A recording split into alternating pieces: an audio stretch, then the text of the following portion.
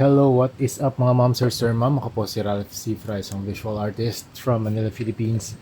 And today, nakabili tayo ng tatlong Star Wars na Hot Toys Cos Baby from Philbars Multiverse sa SM North, the block, 4th floor.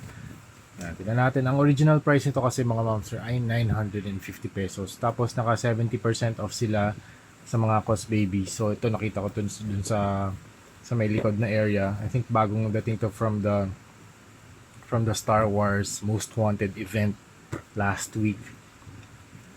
This week kasi yung display na dun sa atrium, dun sa activity center ay yung GMKC.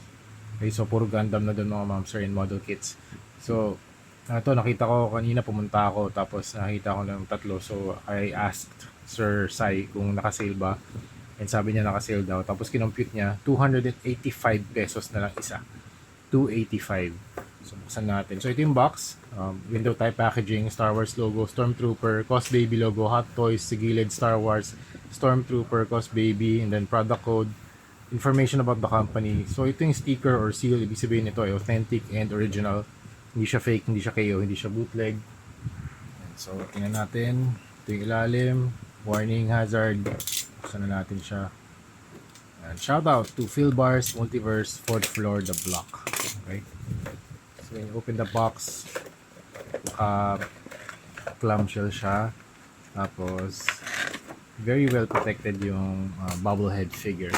Okay, tapos, meron siyang Star Wars background sa likod. Circular, parang asterisk na radial na pattern. Okay? Yun yung background sa likod. And then, wala nang ibang accessories. Okay, sarado na natin to. And let's open the other one. Try natin.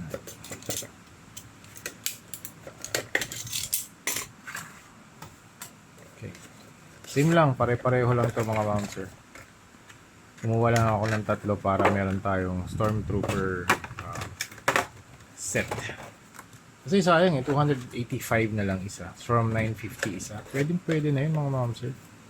Diba? Nakakuha rin ako dito dati ng Thor Love and Thunder na Jane Foster. Okay. So ito yung set, tatlong set, 950 yung SRP, and nakakuha pa ako ng stamp, 8 stamp. So yun pa pala mga ma'am sir, pag bumili kayo sa Philbars, meron silang stamp na mechanics. So pag nakabili kayo na, wala ito, no? Nabili nyo to na 950 SRP, meron kayong 1 stamp. Okay, tapos dapat yung one figure na bibili nyo ay more than 500. If less than 500, you will not get any stamp. Okay? So, pag nakaipon kayo ng 8 stamps, meron kayong free.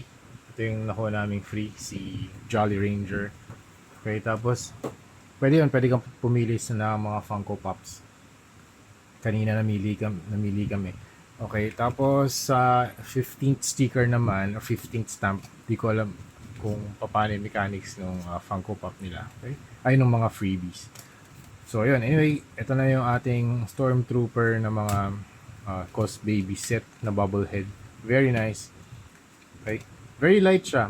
Magaan. And also, this is around 4 inches tall. Kasama na yung base. Okay, meron siyang blaster. And also, this is a very short chibi design. So, large head and short body. And siguro mga medium-sized na feet. Very short feet. Yung head niya, I think, yan, kasing laki niya yung 1/6 scale. O mas malaki pa ata to. Okay, tapos yung eyes niya ay very enlarged. And then you also have the black na band dito sa my head. Ang color palette niya ay white, black. Tapos some silver here, silver accents, and anong kulay to? Very dull blue, desaturated blue. Parang siyang stone blue ng Hero Paints. Ayan, shoutout din to Hero Paints. Mamaya meron tayong i-unbox mga ma'am sir. Okay. Sa ilalim naman, Lucasfilm 2025 Hot Toys Limited. So pare-pareho lang to mga ma'am sir. Ang astig lang nito kasi nakakuha natin siya ng sale. 285 pesos lang isa. Okay. Yung helmet, meron siyang seam line dito na malaki sa taas.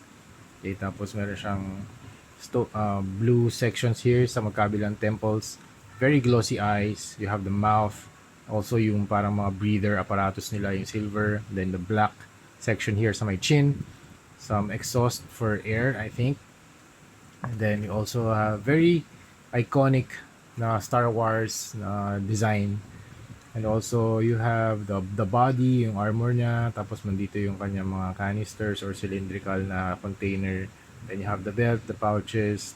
You also have the iron blaster, knee pads, and medium-sized feet. Meron din siyang holster for the gun. Hindi na siya natatanggal from the base. Okay? Sa Funko Pop kasi, pwede niyang tanggalin from the base. Dito, static na siya. Okay. So, yun. Tapos, ito yung bubble head na ano niya, capability. Okay? Maganda to for siguro sa mga cars. Kumari, pag nagva-vibrate yung cars. No? So, yun. That's it. Maganda rin to ilagay sa sa mga bases, PC setup. Kung yung PC setup nyo white dominant white yung color, maganda to pang display. And also if you're a collector ng Hot Toys Cos Baby, pwede to pandagdag, lalo na if Hot Toys Cos Baby Star Wars fan kayo or collector, maganda idagdag to sa inyong Star Wars collection na Hot Toys Cos Baby naman. Marami ring nagko-collect na na Cos Baby. Yan, kasi siya, space saver, hindi siya sobrang laki. Pwede kayong magbuo ng multiple. Kung meron kayong stand na ganito, o yung translucent na stand, pwede pa kayong makasave ng space yan. Pwede yung store vertically, yan, pwedeng ganyan. Alright. Wala siyang articulation. Meron lang siyang spring dito sa ulo, bubble head design. A very nice paint application. The sculpt is nice too. Okay. Ini-examine ko lang din kung meron mga blemishes or paint cracks, paint smudges. Wala naman, malinis naman yung pintura, and stig lang din ang gawa ni Hot Toys dito. Thank you very much Philbars Multiverse for the very nice sale. 285 galing sa 950. Pwede na mga ma'am sir. Okay. This gun is, natatanggal pala to. Okay, good. Natatanggal pala yan. Okay, natatanggal yung gun, pero hindi na kayo pwedeng mag-articulate. That's cool. It's a nice touch. Alright. And then dito, mag-ingat lang kayo dahil medyo matalas to. Okay? Sa base nakalagay Star Wars and Stormtrooper. Okay. So, yun lang mga ma'am sir. That's it. Thank you very much for watching and see you sa next video. Bye-bye!